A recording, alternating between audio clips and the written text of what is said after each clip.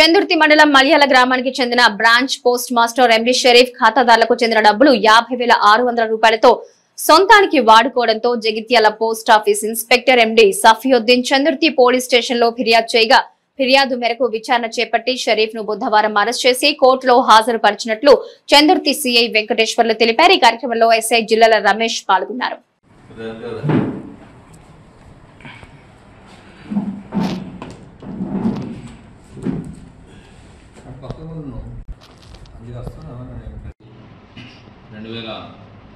రోజున post office inspector MD Safiuddin Jagtial west division Chandurthi police స్టేషన్లో దరఖాస్తు ఇచ్చినాడు।